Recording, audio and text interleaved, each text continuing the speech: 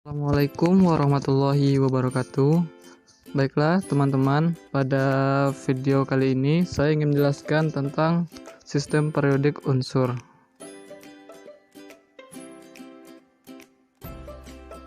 Yang pertama yaitu sejarah perkembangan sistem periodik unsur. Nah, sistem periodik unsur ini dinyatakan oleh beberapa ilmuwan. Yang pertama yaitu menurut Antoine Lavoisier. Yang kedua menurut Johann Dobereiner, yang ketiga menurut hukum Octave Newlands, dan yang keempat itu menurut Mendeleev.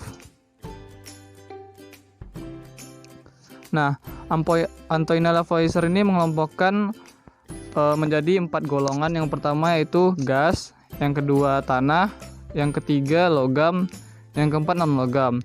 Nah, Antoine Lavoisier itu sendiri dia menemukan 33 golongan. Nah, dibagi jadi 4 kelompok.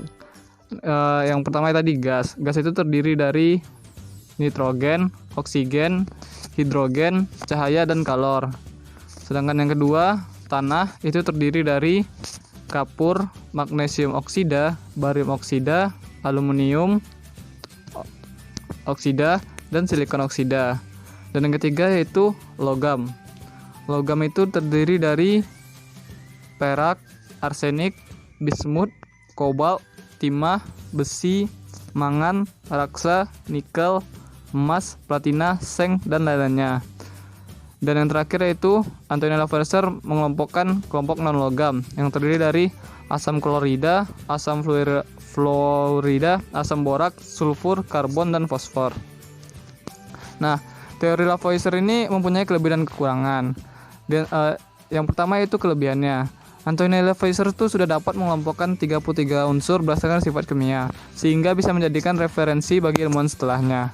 Nah, jadi teori Lavoisier inilah yang akan dikembangkan oleh ilmuwan setelahnya seperti Dobereiner, Mendeleev, dan Octave Newlands. Dan tetapi teori Lavoisier ini mempunyai kekurangan, yaitu baru dikelompokkan menjadi 4 jenis sifat unsur saja.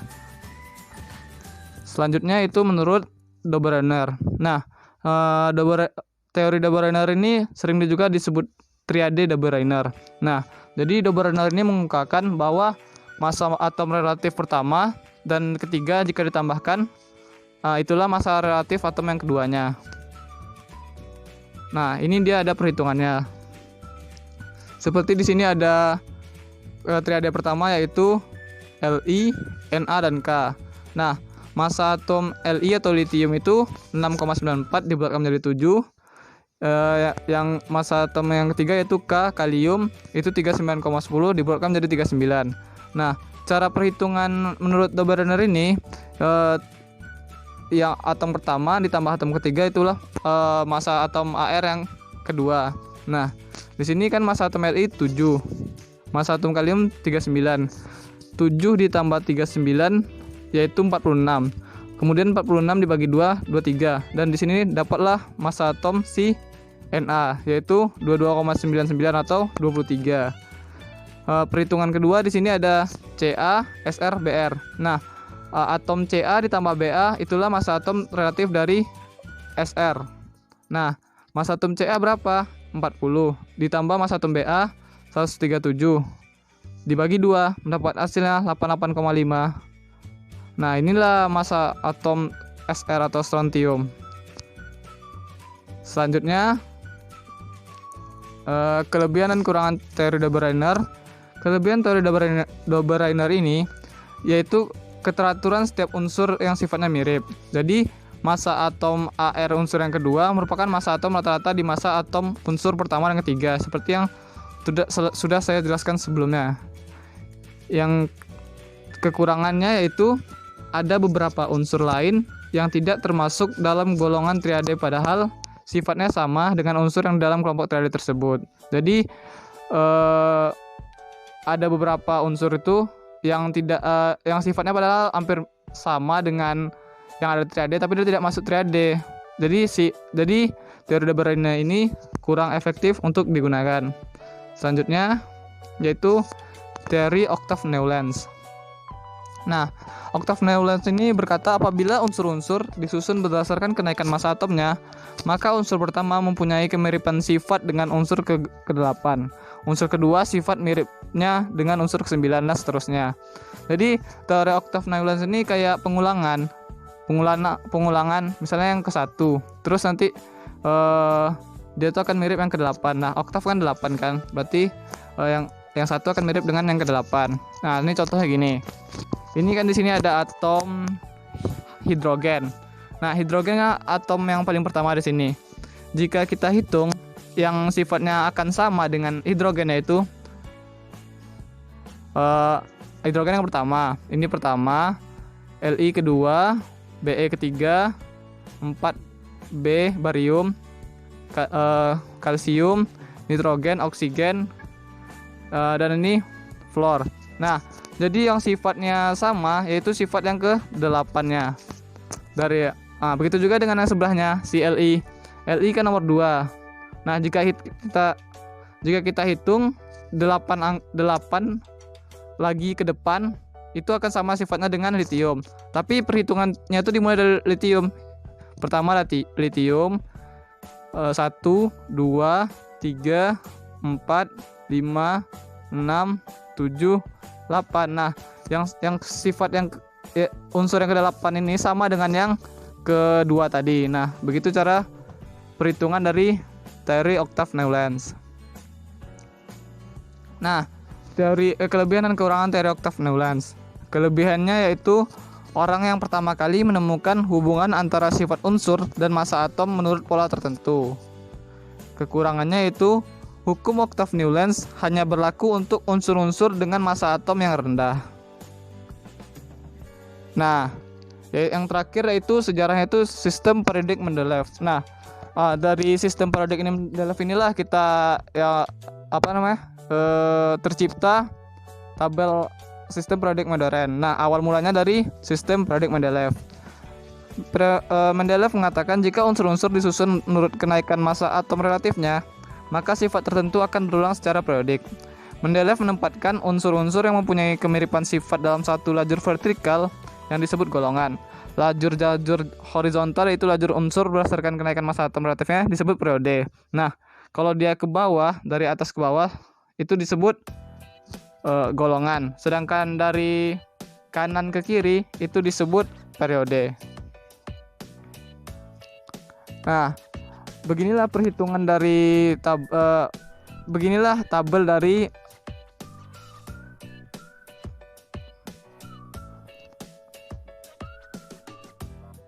mohon maaf teman-teman, ada gangguan. Inilah tabel dari Mendeleev. Nah, di sini ada pertama itu hidrogen, terus ini masih kosong, yang 2A 2B-nya, 3A 3B masih kosong. Nah, nanti kata Octave Newlands ini bakal diramalkan bakal ada unsur-unsur yang mengisi tabel-tabel yang kosong ini. Nah, kelebihan dan kekurangan sistem periodik Mendeleev. Yang pertama, kelebihannya itu dua unsur yang berdekatan massa atom relatifnya mempunyai selisih paling kurang 2 atau 1 satuan. Terdapat kotak kosong untuk unsur yang belum ditemukan seperti 44, 68, 72, dan 100. Nah, Octave Newlands ini percaya pada suatu saat tempat-tempat yang kosong ini akan diisi oleh atom-atom yang akan ditemukan ke depannya. Kekurangan periodik Mendeleev ini yaitu panjang periode tidak sama dan sebabnya tidak bisa dijelaskan. Beberapa unsur tidak disusun berdasarkan kenaikan massa atomnya. Misalnya Te128 sebelumnya I127. Nah, ini terjadi, Te dan I ini terjadi karena menurut si Mendeleev ini sifat si Te ini lebih cocok ke yang duluan daripada si I. Selanjutnya yaitu tabel berkala modern. Nah, ini dia. Yang terpenting dalam tabel berkala modern, kita harus tahu mana golongan, mana periode. Nah, kalau golongan itu dia berupa kolom vertikal dari unsur-unsur. Dia berisi unsur dengan sifat yang sama. Contohnya pada golongan 1A. Golongan 1A itu kan ke bawah kan teman-teman. Jadi golongan 1A itu mempunyai sifat yang sama. Nah, golongan 1A ini disebut alkali. Kalau golongan 2A itu disebut golongan alkali tanah. Nah, terus yang ke 8A itu disebut gas mulia. Kalau yang ke-7 itu disebut halogen. Nah, itu dia contoh golongan-golongan. Yang kedua, yang B itu ada periode. Kalau periode ini merupakan baris mendatar pada tabel, disusun berdasarkan kenaikan nomor atom dari unsur sifat kimia yang tidak sama. Contohnya apa yang pertama teman-teman? Itu hidrogen. Yang kedua itu helium. Nah, itu kan mendatar teman-teman. Walaupun mereka jauh jaraknya, tapi itu disebut sedangkan walaupun mereka jauh jaraknya antara 1A dan 8A, tapi mereka merupakan satu baris. Nah, mereka disebut periode. Selanjutnya, nah ini dia nama-nama golongan-golongan tadi yang sudah saya sebutkan. Yang terakhir saya akan menjelaskan yaitu tentang energi ionisasi, jari-jari atom, afinitas elektron, dan elektronegativan. Nah, energi ionisasi. Energi ionisasi merupakan energi yang dibutuhkan untuk memindahkan satu elektron keluar dari atom dalam keadaan gas. Unsur-unsur yang terdapat dalam satu golongan pada tabel periodik, energi ionisasinya makin ke bawah semakin kecil, dikarenakan elektron keluar jaraknya semakin jauh dengan inti. Dalam satu periode, energi ionisasi meningkat dari kiri ke kanan seiring meningkatnya nomor atom. Nah, di sini Nah, di sini dapat kita lihat kan, teman-teman, ada gambar. Nah, ini golongan 1A. 1A. Nah, golongan 1A ini dari hidrogen sampai ke bawah itu dia akan turun. Nah, yang terbesar itu nanti berada di hidrogen tidak ya teman-teman, berada di si litium yang di golongan 1A periode 2. Sedangkan dia makin ke kanan itu makin naik.